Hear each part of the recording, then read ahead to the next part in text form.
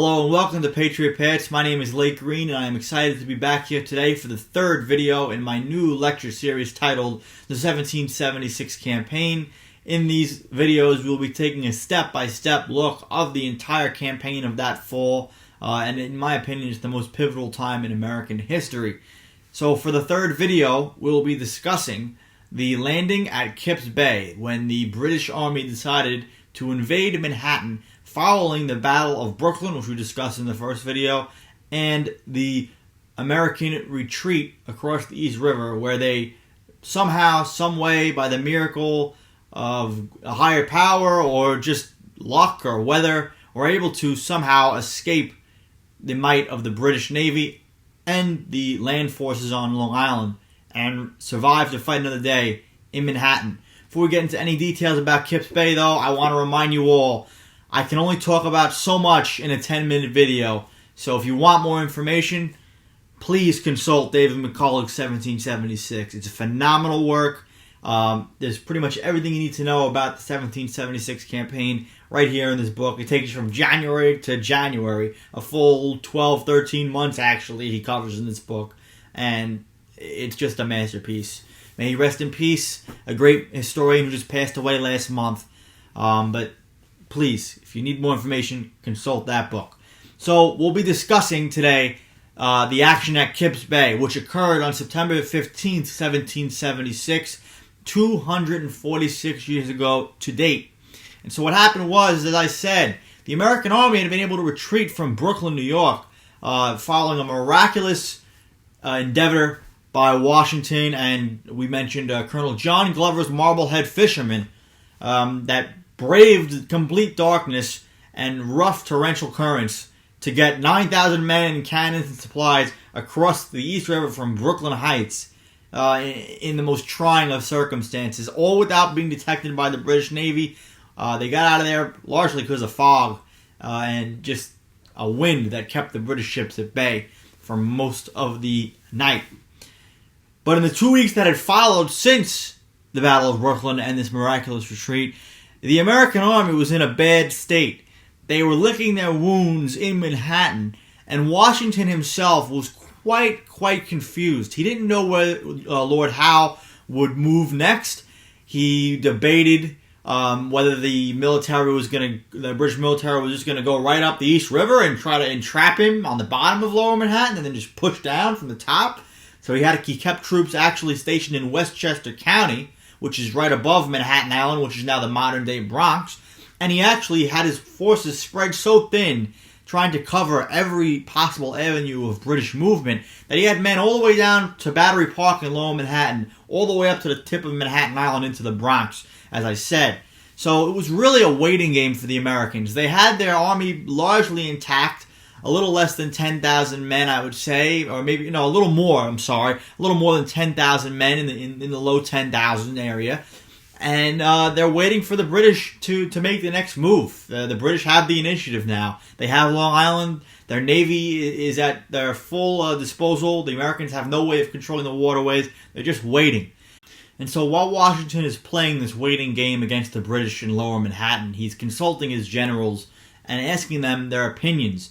Washington, for all his shortcomings in terms of education, the man was not formally educated past grammar school, did not have that luxury due to the untimely death of his father when he was a young boy, was a man, really, even though he was from a landed class of Virginia gentry, that really, there was, it was an autocracy, really. You had your strict social castes, but Washington was truly a symbol of republicanism, even in the early stages of the American Revolution and the Continental Army, because he would constantly take the opinions and listen to the opinions of his other generals.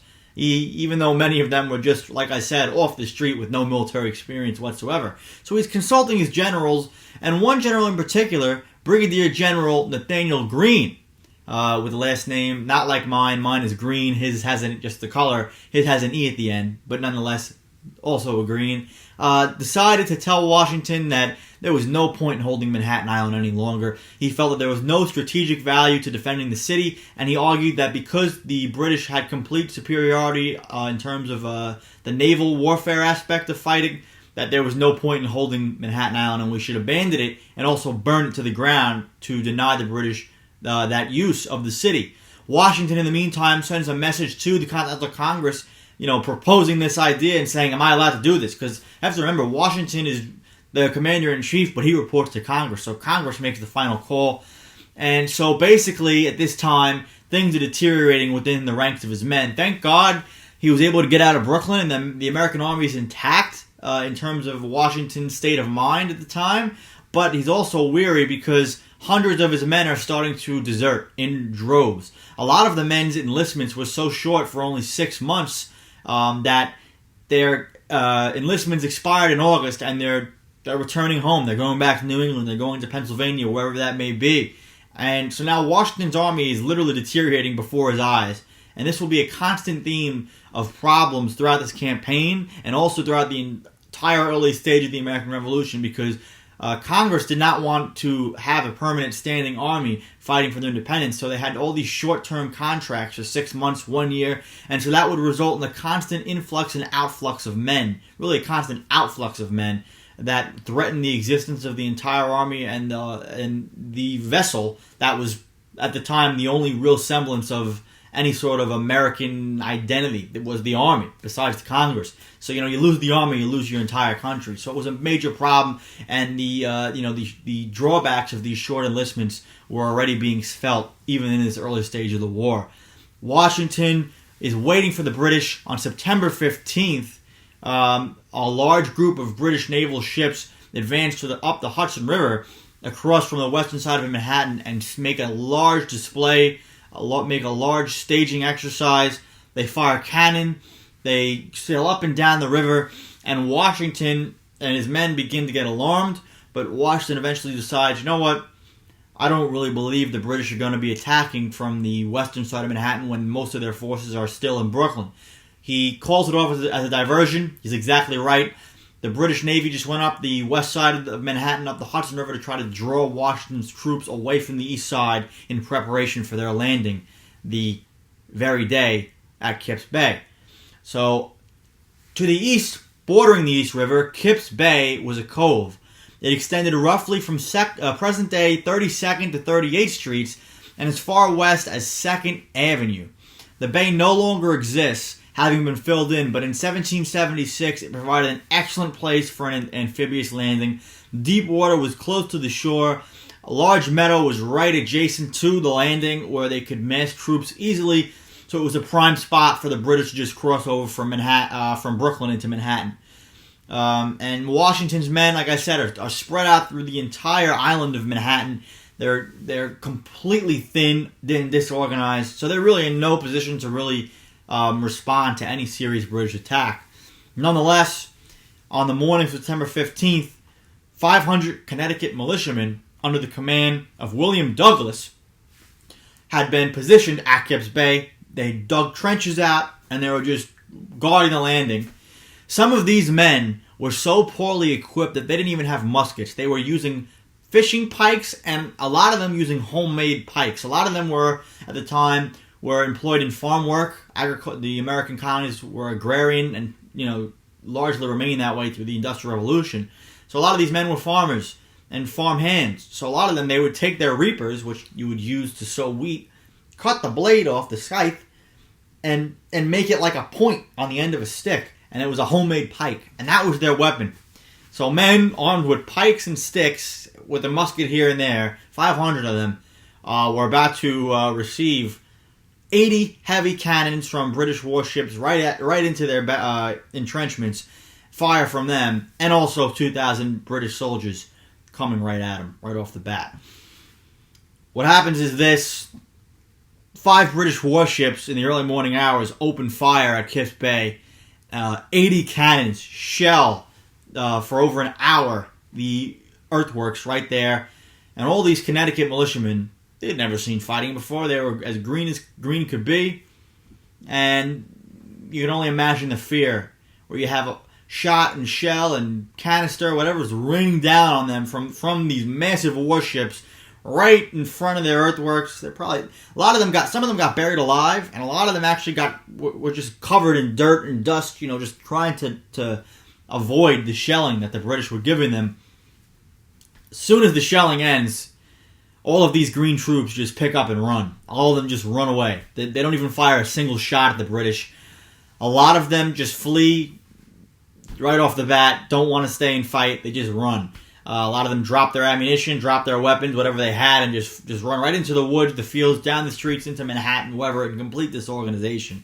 And a lot of them were also not so lucky because a lot of them actually arrived in the earthworks and stayed there, and the Hessians were the first troops, the German mercenary troops that we referred in other videos, to meet them. And these Hessians were ruthless. And according to a British officer, he actually saw a Hessian troop go up to a Connecticut militiaman who was still in his trench trying to surrender. And not to get graphic, but the German soldier just severed the guy's head straight off and put it on a pike and just put it up in the trench. So the Hessians were ruthless. They were already, inspiring deep fear into the hearts of all the raw American troops. And the British, within minutes, have hundreds of men pouring into Manhattan. Washington and his aides soon arrive on the scene from their command post in Harlem, which is north of them, soon after the retreating militia.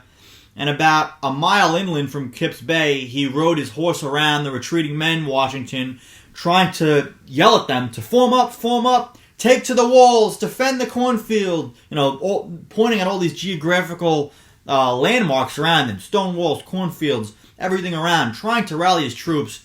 And the men just don't listen to him. And Washington, although we know him as this stoic figure who's just kind of like glass-faced, not really giving much emotion, the guy had a horrible temper. And this is one of the few times of the war where he lost his temper.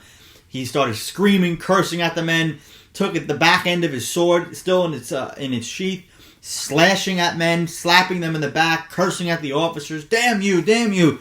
And eventually he lost it and just said, my God, are these the men which I am to defend America with? And he pretty much was like, oh my God, nobody even wants to fight. What is going on here? And he was in a massive rage. And he actually almost got killed and captured by German Hessians. Hessians spotted him in the distance and started charging at him. If it wasn't for Washington's aides that said, you got to get out of here and get to the back of the lines, he would have likely been captured right off the bat there, and that would have been catastrophic. By late afternoon, some 9,000 British and Hessian troops had arrived in the shores of Manhattan. Lord Howe actually committed his most fatal blunder of this action right here. He stopped his inland advance into Manhattan along Lexington Avenue, modern-day Lexington Avenue. And there was one road past that geographical point that remained wide open. And because Howe had no idea where the overall positions of the American troop layout was, he had no idea that there was over 1,000 men in lower Manhattan down by Battery Park that were trapped below where the British had landed. And so had Howe just told his men, go past Lexington Avenue, didn't exist then, but back then, go past that point, cut off lower Manhattan, almost a quarter of Washington's army off the bat would have been captured without a single shot fired. And he would have lost not only most of his artillery, which had been stationed down at Battery Park, he would have lost two great generals in Israel Putnam and Henry Knox, who was overall commander of the artillery for the Continental Army. But because Howe was so confident and arrogant in his victory, he told his men to pause, rest, and wait for the rest of the men to land. And that gave Israel Putnam and the straggling men down in lower Manhattan that had been defending New York City one chance to get up along that road and get back to the American camp. By the time nightfall happened, most of the army had massed around the Harlem Heights position, which would be the next video we talk about. Right outside the village of Harlem, there was 3 villages in Manhattan at the time. One was Harlem in the north. Greenwich Village was on the west along the Hudson River. And in lower Manhattan, which is York City, modern-day lower Manhattan. There's only those 3 villages there. Everywhere else in Manhattan Island just covered in farmland. So, and, woods. So back then there was almost there's nothing like the city we know of today. So, anyway, Washington and the Continental Army reform after an embarrassing defeat with really no action, no real action, maybe some light skirmishing between the troops at Kips Bay. And by some luck, again, arrogance, whatever it may be, Howe tells his men to just sit down and rest and leave that back road that leads to New York City wide open. And in the dead of night, darkness, Israel Putnam and his couple thousand men march up from New York City into Harlem. All of the men who are at Washington's camp in Harlem, when they look down and they see General Putnam and all the men marching up the road towards him, the entire camp erupts in cheers. And Henry Knox himself was also almost captured, and had it not been for an ability of his to find a rowboat and somehow sail up the East River and avoid detection by the British Navy, he would have been a goner too. So again, just like at the Miracle Retreat across from Brooklyn, Washington and the Continental Army come an inch away from a devastating defeat again just weeks later at Kips Bay. Thousands of men would have been captured in Lower Manhattan and cut off, and most of the Army's artillery and heavy guns would have been lost. And yet somehow, some way, they're able to just barely get past the British and reform in Harlem, setting the stage for the next action of the 1776 campaign. Thanks so much for watching. Rate, comment, subscribe, and I will see you next time on Patriot Pass. Have a wonderful day.